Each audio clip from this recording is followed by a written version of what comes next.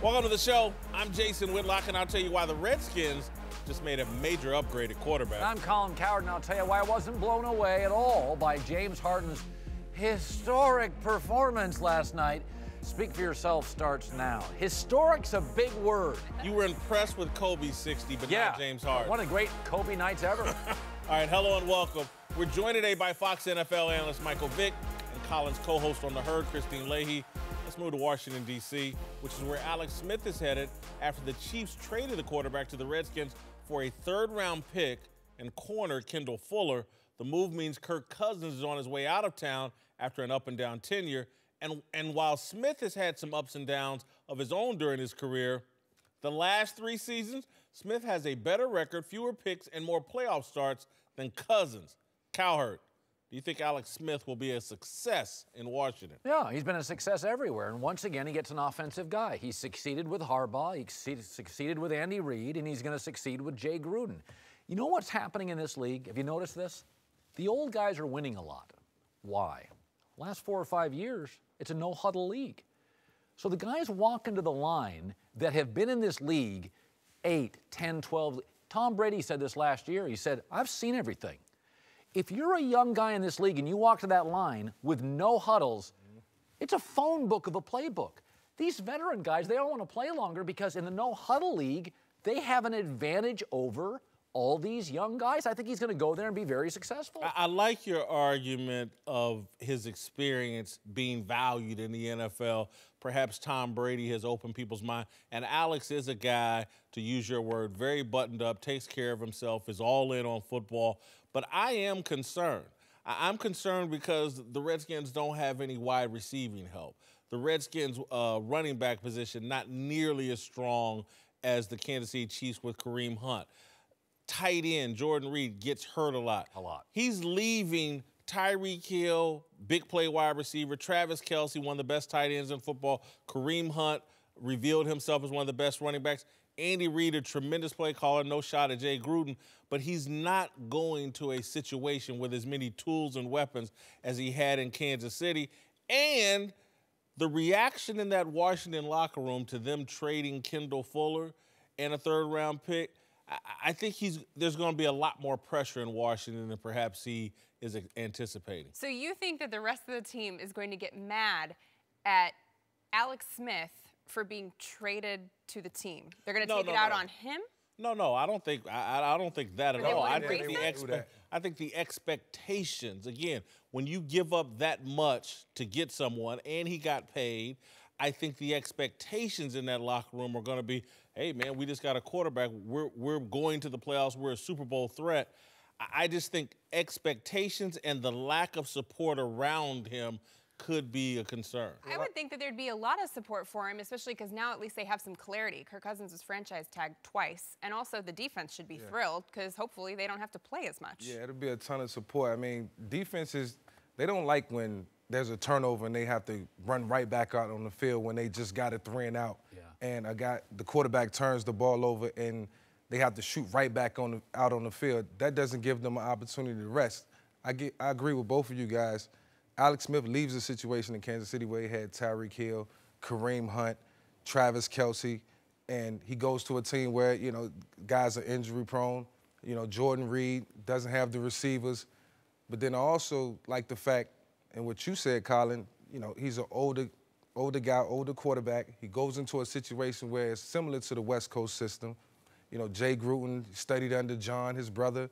So things and concepts would be similar. Yes. It gives them an opportunity to go in right away and make the team an instant success. Remember, Kirk Cousins had some highs, but, man, he laid some eggs. Kansas City's 4 playoff losses were by 11 points. Alex doesn't lay eggs. You get none of this with Alex. He is the opposite of Cam Newton. Physically, emotionally. I know now, is Alex got limitations? Let me just say this. Athletes are loyal to wins. Last 6 games for Kirk Cousins, 10 touchdowns, 8 picks. That's Kirk Cousins. Boom, boom, boom, boom. Alex is just this. It's a slow, gradual build. Players like that. The problem, though, Colin, is what I'm arguing is you're right. Alex Smith is just this. But so are the Washington Redskins. Again, they don't have these dramatic ups. They have been having problems for decades. And again, that's why I keep wondering about it. Will he be successful? Kirk Cousins, you know, had limited success. I think people think he's talented, but it's hard. Washington's organization hasn't been run that well.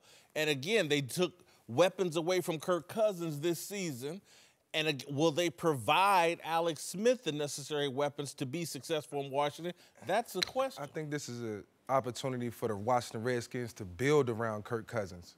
I mean, not Kirk Cousins, yeah. Alex Smith. I mean, if you look at what he can do and the things he's done and how smart he is intellectually on the football field, he'll be able to bring concepts to Jay Gruden from things that he's seen, and it'll help the team flourish. You need leaders like Alex Smith to help a team get better. Smith coming to town. Cousins is now heading for parts unknown as a free agent. Now, the quarterback's already drawing interest. Denver, I think they just need a quarterback close to winning. Jets, better than we thought last year. They're not that close.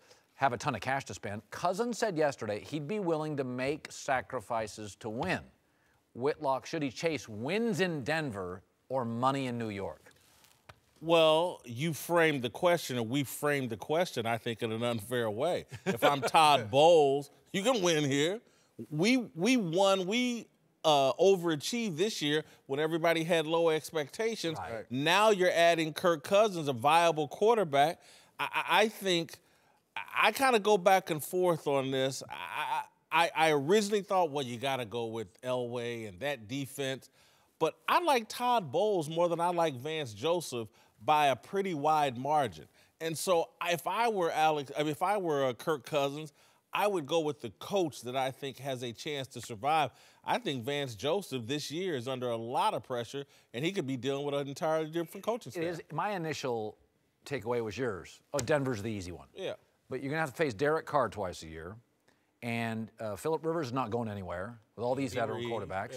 Yeah. And Andy Reid, and I'm sitting there thinking, the Jets, for a New York team, they're the Mets. It's not a lot of pressure, not a lot of expectations. By the way, Brady ain't playing forever. If you sign a 5-year deal, last 3 you might not face Brady. We know the Dolphins can't figure out quarterback. Bills can't figure out quarterback. This is a rare situation where I think I would consider going to the less talented big city team. They are completely in the Giants' shadow. This is not a pressurized team. They're really not. You know what they are? They're the Clippers in L.A. The ceiling's really low. It's true. And I think Cousins could go to the Jets, and I kind of like you. I kind of like Bowles this year. You win 8-9 games, I think they'd be appreciative of him. Yeah, the one thing Todd Bowles will provide is some defense. So Kirk Cousins will get opportunities to put the team in the position to score points, which is going to be needed with such a young team. But you look at the flip side, he's made $45 million in Washington over the last 2 years. I would pick the team that has the better defense. That way, if I do go out and make mistakes, which Kirk Cousins is prone to do, yes, you know, at times, and hopefully he can get better with that.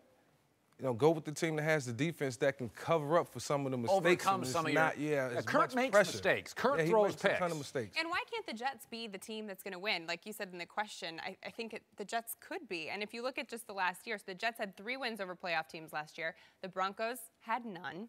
The Jets had 6 losses by 1 possession. Broncos, 8 of 11 of their losses were by 10 points or more. So I think that the Jets kind of skew more in that direction. And they have the cap space to address all the holes.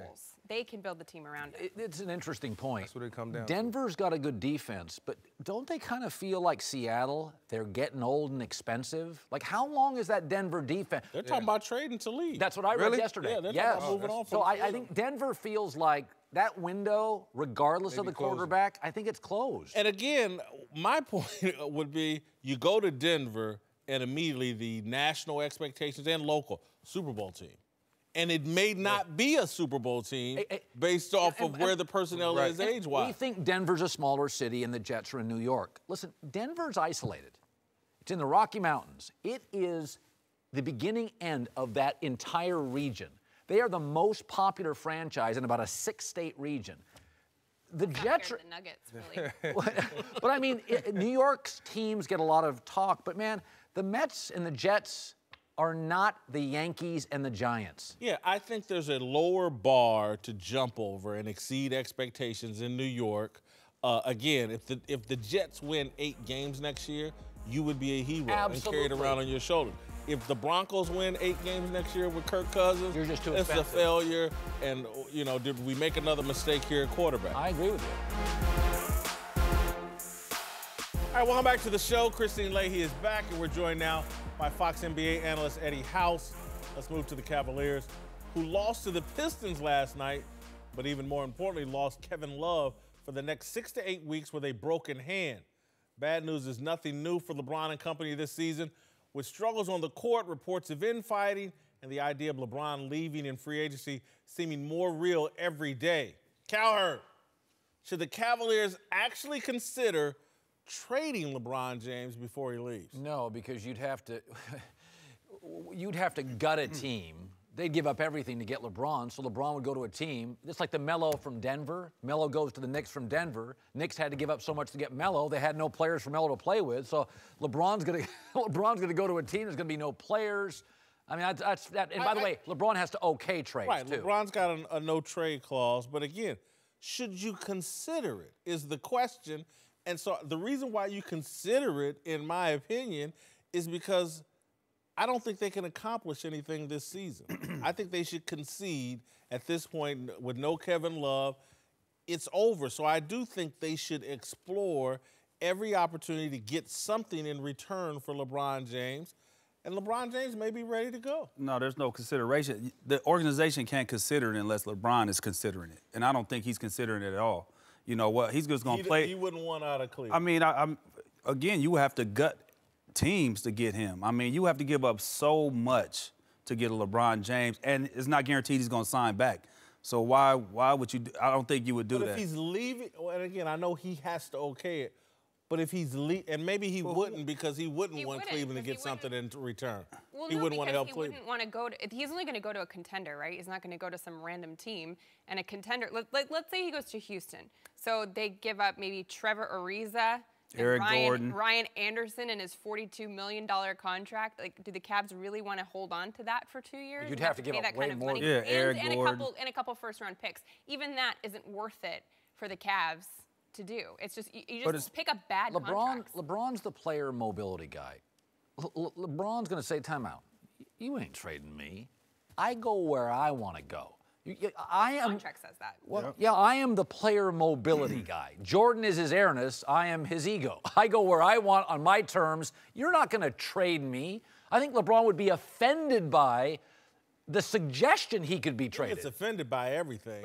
Even if you're the Cavs, I don't think it's a smart move to do, even if you could trade him, because if you do, you have 0% chance of having him next season. Why not stick it out the rest of the season, see what happens, and then maybe you can keep him. And whatever team is getting him is not guaranteed he'll sign back. So you're giving up everything to say, okay, we'll have you on loan pretty much, on rent, and it's not guaranteed that you're going to come back. And if they're not a contender, I mean, he's definitely not going to try to go anywhere that's not a contender. He wants to win. I think the perception right now is that LeBron's coming to Los Angeles in free agency. I don't agree. Yeah, and so, I think so. Okay, and so if I'm the Cleveland Cavaliers, don't I at least explore if I can get him to the Clippers or the Lakers now and maybe get something in return? If you've reached the conclusion he's going to L.A. this offseason, why wouldn't you reach out to those two teams and say, can we do it now? And reach out to LeBron. Can we get you over there now if that's where you're headed? No, because why wouldn't LeBron just play this role then? Sit back and say, hey, you know what? Let's get Lou Will. Let's try to make a run for this. But in the back of his mind, knowing he's going to the Clippers. So now the Cavs give the Clippers their first-round pick. Now the Clippers have 3 first-round picks. And he goes, signs free agent with the Clippers. They have cap space, so they could get another free agent. And then they have 3 first-round picks where they could go get some real talent in the draft or use that as a bargaining tool to go get another free agent or other pieces. I think that's my theory. I think he's going to Houston. Well, his boy's there, so it's a good chance. The other thing about LeBron is that we didn't expect him to ever leave Cleveland, and then we were shocked when he left Miami. LeBron never does what you think. He doesn't. He's not predictable. And so this idea that we all know where he's going, there is still a chance he stays in Cleveland. I wouldn't, but he's got a $30 million home in Akron. It's where his friends are. He's very comfortable. I mean, if you trade away LeBron, what if LeBron's sitting there thinking, I'll give you an example. What if LeVar Ball goes crazy, Lakers tire of it and trade Lonzo? Like, it just blows up in the next 2 months. That could happen. And they're just like, we're going to blow this thing up. Well, then the Lakers aren't as appealing. And then all of a sudden, I don't think he's going to go to the Clippers because it's the #2 brand in L.A. Houston, to me, makes way more basketball sense. I'm not sure he wants to go to Houston. I can't believe that LeBron, and maybe he will, the rest of this season is irrelevant for LeBron James, in my opinion.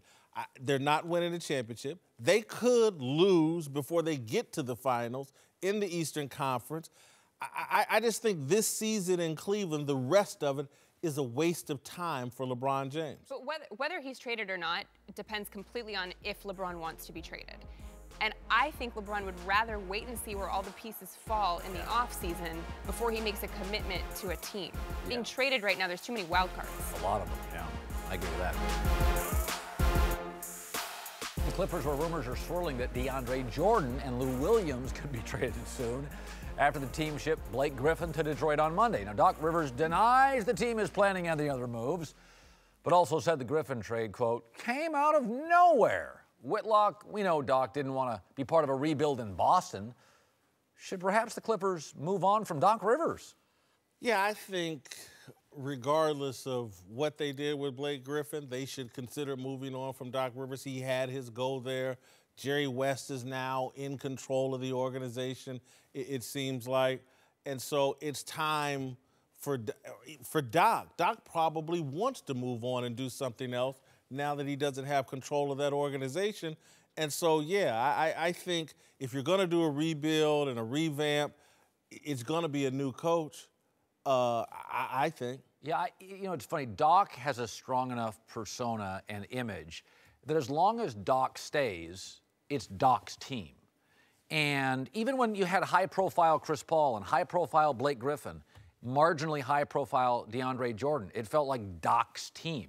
So if you really want to start over, and Ballmer's a very emotional guy who thinks big, he's in, you know, tech, aspirational, Bill Gates world, starting over makes a lot of sense to me. And just saying, listen, we like Doc, but Doc's made a ton of money. Maybe move him upstairs or something. But I mean, to me, this whole Clipper thing, it's tired. I never bought into the Lob City anyway, because I think the league's moving to threes, not lobs. Well, that was old Lob City. I think it's, you could blow it up, and I don't even think it's offensive to Doc. It's like, Doc, we're just going to start the thing over again. Well, Doc wanted out of Boston completely because he did not want to go through the rebuild. That was no secret. So whether the Clippers get rid of him or Doc decides that he wants out, I do think that's going to happen. And in this trade, they also picked up Avery Bradley. And remember, Avery played for Doc in Boston, and I don't think they had a great relationship. So that's going to be interesting. And he is an unrestricted free agent at the end of this season, but the Clippers will have his bird rights. So there's a good chance that Avery will want to stay, especially having played in Detroit. I know he didn't like it there. He's probably going to want to stay in LA, and then that wouldn't be a good match with Doc. Now the question is, if Doc leaves, where's he going to go? Because he does want all of that control, and he demanded that when he was with LA, but we've seen now that doesn't work. So what team is going to be out there that's willing to give him that kind of control over the team? I think there's 10 million reasons why Doc is not trying to leave right now. He has one more year left on his contract, and he's making $10 million. So I wouldn't want to just walk away from that and just say, hey, man, I'm done and go somewhere else. So I expect him to want to come back. Now, as far as the upper management maybe making a change, that could happen because, I mean, they haven't really been that successful. They made the playoffs. They kind of changed the culture of the Clippers. You know, I played for the Clippers, and it was one of the worst organizations ever. And they actually have flipped that around, flipped the switch, and they're a better organization now, a whole lot better, and that's in part to what Doc has done. Now, if they want to go in a different direction, again, that's totally on upper management. And, I mean, where you're going to go, what coach are you going to get, who's out there right now? I mean, you can go David Fizdale and you do a rebuild with that. Earl Watson, maybe? Earl Watson, you could throw it, but you got young coach, and then you're going to have a rebuild, and so now you're going to ask the fans to be patient and wait for this rebuild to happen for guys to get there. Isn't it a business move? But all the Clippers' decision-making right now seems to be about, does it give us a chance to get LeBron James? Right. You think so? Yeah, I think that's why. I mean, everybody's in the running for that, though. If you have opportunity to be in the running for it, why not? They're cleared up cap space. They got draft picks. I mean, Right, and but then, you know what LeBron? That's why I think the Clippers could be a good line. He likes to handpick his guys, and this will be a good place where he could handpick them. He can't handpick Kuz. He can't handpick Ingram. He can't handpick Zoe. They're already there. He'll be able to get other guys around here that he wants. My point for saying that is the Doc Rivers decision will be based on how does he fit into the LeBron James puzzle. Maybe there's some weird deal where LeBron James really wants to play for Doc Rivers and they have some great connection. I think so. Maybe that's part of it, and then Doc would stay because this would be a quick rebuild. If the rebuild is just over the summer and LeBron James is a part of it, Doc will hang around for that. I would buy that, except for when you listen to Doc talk and when he was being asked all these questions about the moves, he seemed genuinely surprised about Blake Griffin. Don't they need to go big?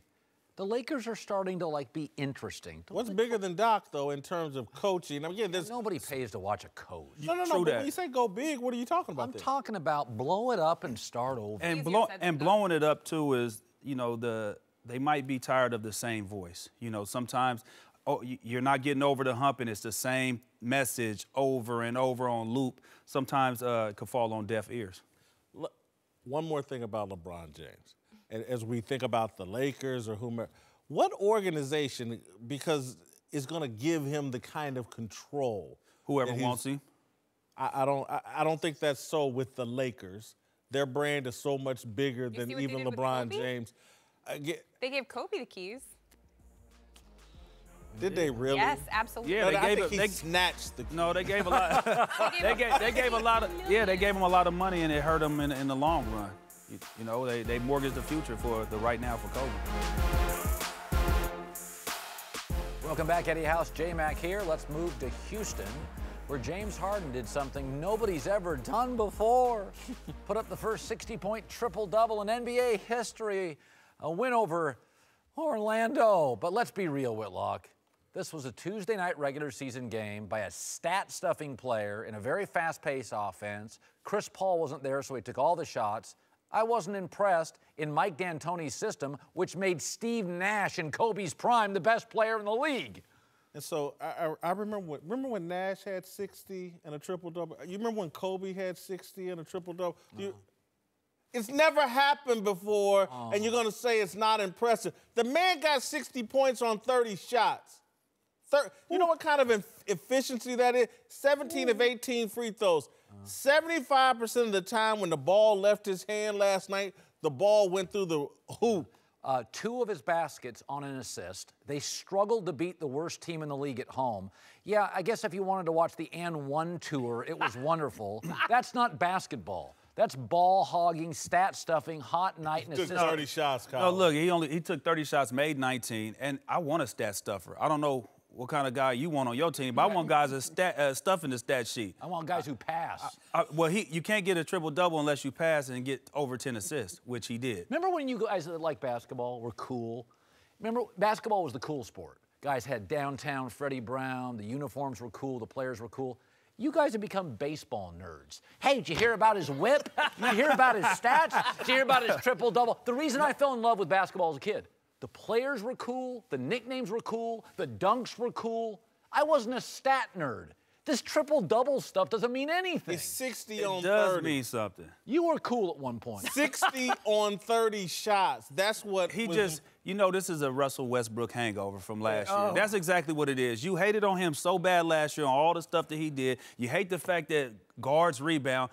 Ask any coach in the league, if you have a rebounding guard, what a luxury that is. You have to, if you can get rebounds, and go do it. And if he's sharing the ball, he's sharing the ball. Good job. 117 triple-doubles last year. Players are more skilled. Players are more skilled. You can't, listen, the current NBA wouldn't allow Rodman or Ben Wallace to play. Listen, James is really talented. He's really talented. We have gone so overboard on the triple-double.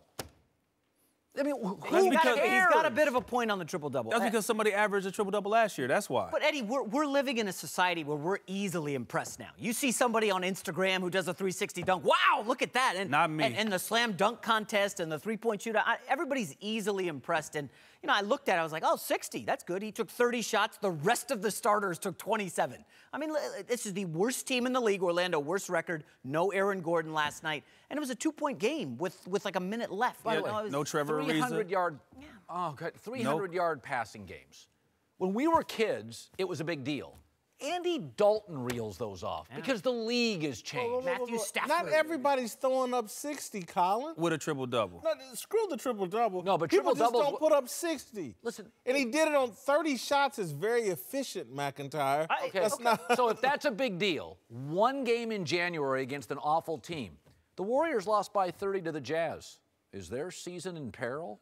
No, because it doesn't mean anything. Like that doesn't mean anything. It was an individual performance. Colin, don't you go for the performance? Isn't that the point of sport? No, you and me have always disagreed on this. You go for the performance. I go for the system and the win and the. I like the Patriots. You like. You know, if the Houston wasn't winning, I would get what you're talking about. But they're the biggest threat to the Warriors. What James Harden and Chris Paul and that team is doing, it matters. I like bands. You like Bruno Mars. I do too. Actually, I like Bruno Mars. I love Bruno Mars. Colin, you lost me. Bruno Mars is man. I love him too. I like him too, but my wife goes for individual stars. I like the band. See, I'm about You like the hooligans? 60 points, triple-double.